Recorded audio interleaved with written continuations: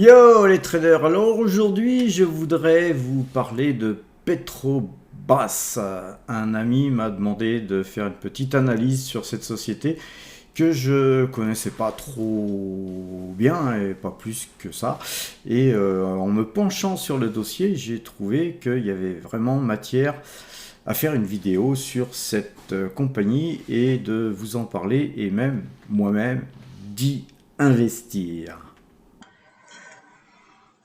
Alors, cette société Petrobras est spécialisée dans l'industrie du pétrole, du gaz naturel et de l'énergie.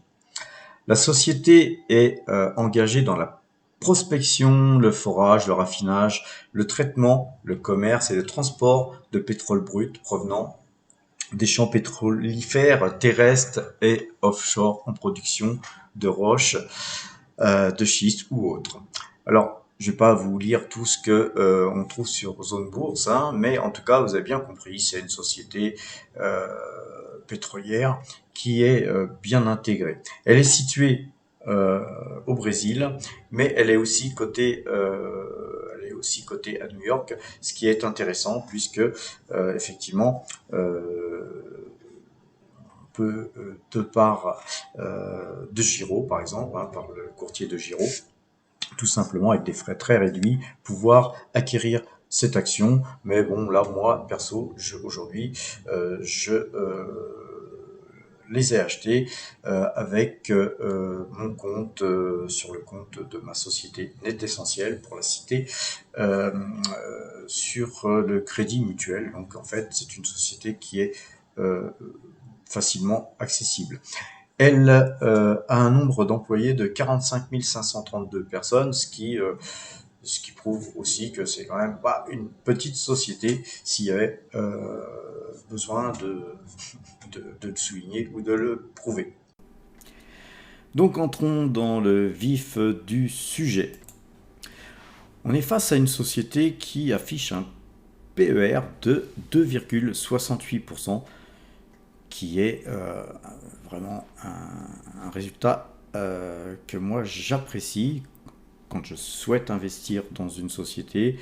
Si possible, je cherche à rentrer dans cette société quand elle a un pair faible, bien sûr, comme tout investisseur, mais aussi un pair faible par rapport à ce qu'elle affiche elle-même d'habitude. Et là, on est dans une situation où on voit que cette société avait un pair beaucoup plus élevé les années passées. Hein, on voit que, par exemple, en 2019, elle affichait un pair de 9,80, qui me paraît déjà un pair plus acceptable. En 2020, un peu particulier, puisque c'était l'année Covid, on va occulter ce chiffre. Mais même en 2021, elle avait un pair de 3,48. En 2022, uniquement un pair plus bas qu'aujourd'hui. Et là, ce qui prouve bien qu'il y a peut-être, je dis bien, un retournement sur la valeur. Deuxième chose très intéressante, c'est le rendement. Je dirais même plus qu'intéressant. Hein, quand on regarde le rendement estimé 2023, on est à 27,6%, 2024 22,1%.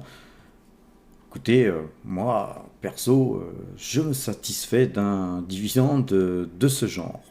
Mais, vous savez, le dividende, parfois, c'est trompeur. Il ne suffit pas d'acheter une société qui verse un gros dividende. Pour exemple, si vous avez une société qui vous verse 27,6% de dividende, mais que dans le même temps, elle perd 30,6% par an sur le moyen long terme, ben, au final, vous perdez quand même 3% par an, malgré ce gros dividende. Donc, faisons quand même attention au rendement mirobolant, au rendement très très élevé, et on va regarder un petit peu plus en profondeur justement ce que fait cette société au niveau des chiffres, qu'est-ce qu'elle présente comme chiffres. Alors le premier indicateur qui moi me convient très très bien, c'est le nombre de titres en circulation. On voit que cette société crache du dividende depuis des années sans pour autant augmenter son capital. Parce que comprenez bien que c'est facile de s'endetter, pour payer le dividende. C'est facile aussi de diluer les actionnaires existants en augmentant le nombre d'actions, ce qui fait que l'actionnaire qui détient des titres avant la dilution s'en retrouve appauvri. Eh bien, ce n'est pas le cas chez Petrobras. On est sur des chiffres qui montrent que le capital est plus que stable parce qu'il ne varie pas d'un titre entre 2019 et 2022. Regardons maintenant la progression du chiffre d'affaires. Et on voit bien que le chiffre d'affaires est en augmentation relativement importante. C'est que sur 5 ans, pratiquement, le chiffre d'affaires a quasiment doublé. Bon, après, il y a eu l'année Covid, il y a une petite particularité, mais on peut d'ores et déjà se contenter de ces chiffres qui sont très très sympathiques. La marge nette maintenant, la marge nette 22,5%, c'est magnifique, 22,5% dans quelque chose qui est tout simplement extrait du sol ou extrait du sol, peut-être en offshore sous la mer, mais quelque chose qui est encore abondant puisqu'on n'est pas encore tout à fait à la fin du pétrole et donc on a encore beaucoup de réserves et donc 22,5% de marge nette, sachant que d'ailleurs ces marges fluctuent puisqu'on a eu en 2022 une estimation à 28%. Le bénéfice net par action, lui aussi, il n'a pas doublé, il a été multiplié par 3, donc ça c'est un petit peu normal vu la hausse des cours du pétrole. Donc vous avez une hausse du chiffre d'affaires, une hausse de l'extraction, une hausse des marges et puis une hausse du bénéfice net par action. Donc il a été multiplié par 3 et quelques, ce qui est magnifique, faut quand même le dire. Maintenant, les dividendes par action, les dividendes versés en très forte augmentation, on le voit là, 0,74, 0,79, ensuite en 2021, ça c'est le Covid, donc 8,53, mais ensuite on a carrément 15,6 en 2022, on rebaisse en 2023, mais voilà, on a quand même des fluctuations erratiques du dividende versé, mais quand même 7,39, c'est quand même beaucoup plus qu'une société comme Total Energy qui, je le rappelle, verse déjà un très gros dividende en termes de pourcentage. Donc effectivement, quand on met les deux sociétés en parallèle, il vaut mieux effectivement toucher le dividende de Petrobras que de Total. Par contre, le point noir de cette société, c'est effectivement la situation géopolitique, je le rappelle. Concernant l'endettement de cette société, c'est une société qui génère autant de cash flow en fait que d'endettement et que ce cash flow se nourrit de mois en mois et donc en fait c'est une société qui peut largement payer son endettement, verser du dividende et continuer sa croissance. Et d'ailleurs, je vous montre là les chiffres du free cash flow, le cash flow qui en fait ne cesse d'augmenter progressivement, sauf là peut-être en 23, 24, mais ce n'est que des estimations, un free cash flow qui est sensiblement en baisse. Maintenant, ce qui est intéressant de regarder, moi ce que je me plais à regarder à chaque fois, c'est le ROE. Donc le ROE, c'est le résultat net divisé par les capitaux propres. Donc en fait, il faut avoir un chiffre en pourcentage supérieur à 10 pour que moi, en général, je m'intéresse à la valeur. Si possible, entre 15 et plus n'est que mieux. Et là, mis à part en 2020, année Covid, encore une fois, on a carrément un ROE qui est magnifique. En 2021, on avait 30, en 2022, on a 42,9. En 2023, on a 30, donc, et même en 2024, si on a une estimation beaucoup moins sympathique. Elle est aussi tirée de chiffres extrapolés qui nous permettent de penser que le pétrole ne va pas continuer à monter comme ça jusqu'à plus soif. Donc après, si vous regardez le ROA,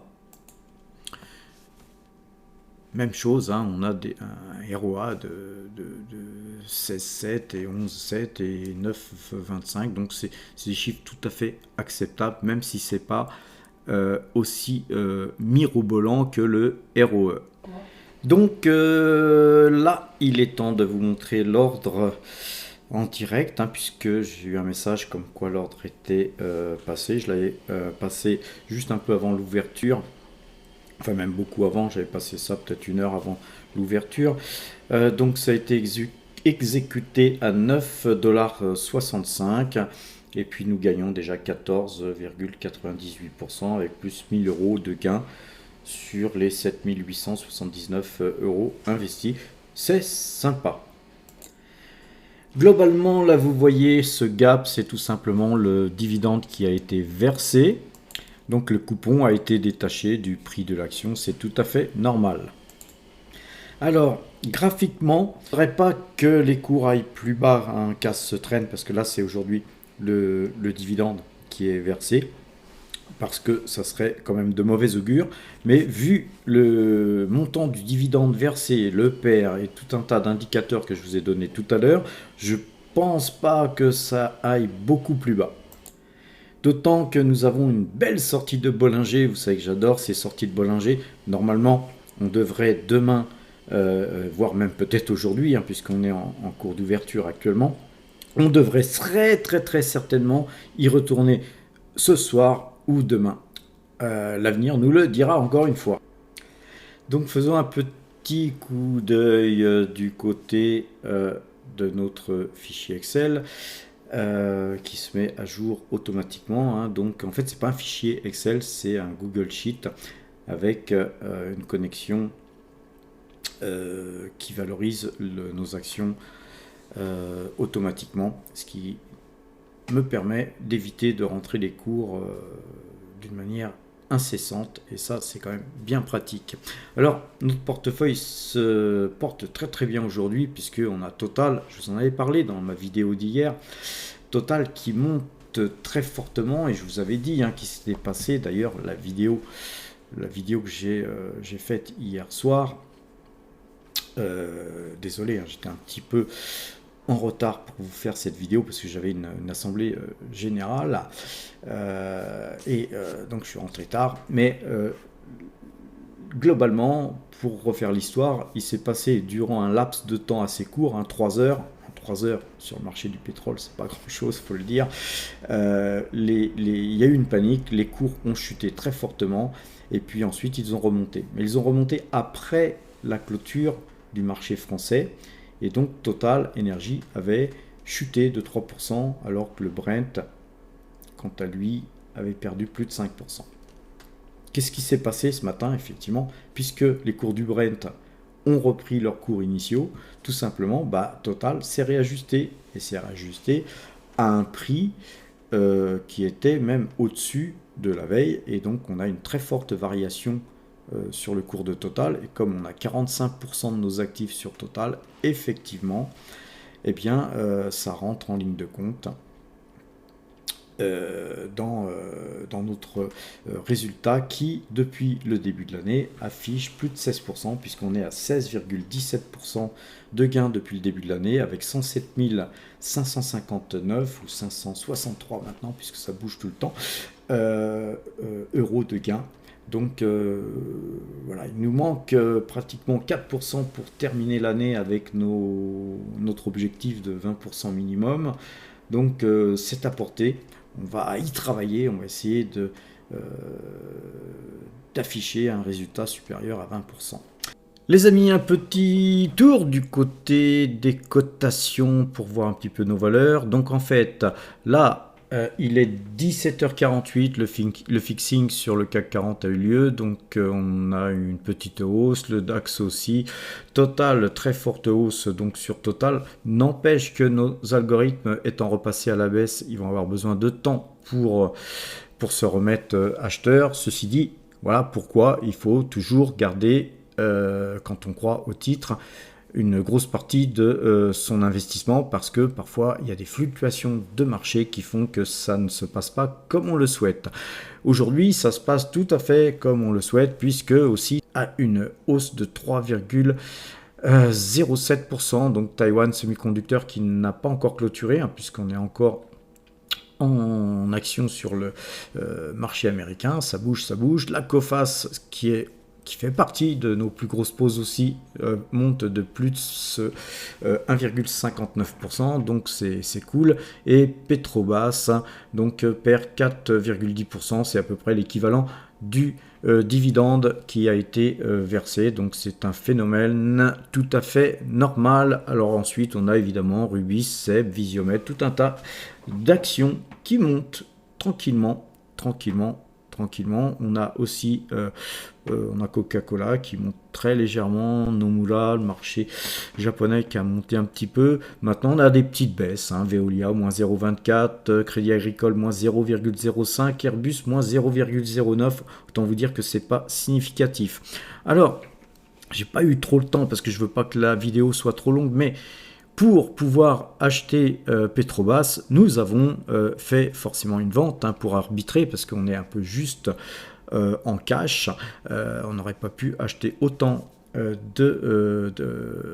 d'actions Petrobras si on n'avait pas vendu nos Hermès. Alors nous avons vendu Hermès, sur lequel nous gagnions, je crois, 11% en peu de temps.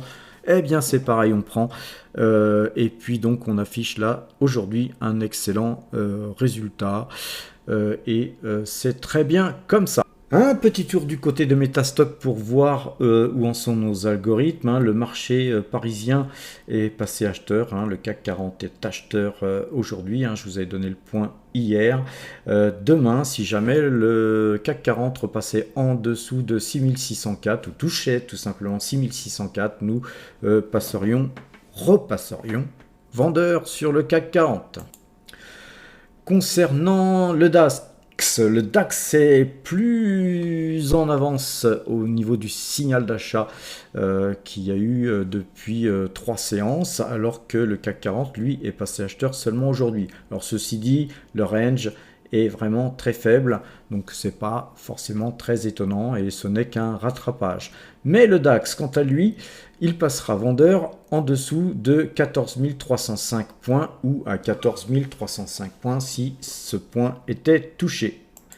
Alors un petit tour du côté du fichier Excel concernant les résultats qu'on a eu là. Donc en fait on a effectivement eu une perte sur le CAC 40 puisqu'on a dû tourner, donc je mets ça en blanc et ça donc en jaune pour montrer le dernier trade, et ça en gras pour montrer le dernier trade, hein, que nous sommes en train de faire, donc qui reste en pause. Donc moins 64 points pardon, sur le CAC 40 aujourd'hui, avec ce trade qui a été coupé. Nous allons tourner à 6651 points, ce qui nous fait 18 trades perdants. En fait, oui, 18 trades perdants pour 18 trades gagnants si on inclut celui-ci qui est encore en pause, mais rien n'est encore sûr, ça c'est sûr. Donc depuis le 1er juin 2022, nous gagnons 1274 points sur le CAC 40. Donc nous avons 3 trades gagnants sur le DAX et un trade perdant avec 1426 points depuis le 24 octobre. Donc on gagne beaucoup plus sur le DAX en très peu de temps que sur le CAC qui nous a fait gagner seulement 1274 points depuis le 1er juin. Voilà les amis, je vous demande la plus grande prudence, hein. Les marchés risquent d'être volatiles prochainement. En tout cas, soyez prudents, portez-vous bien et à demain si vous le voulez bien.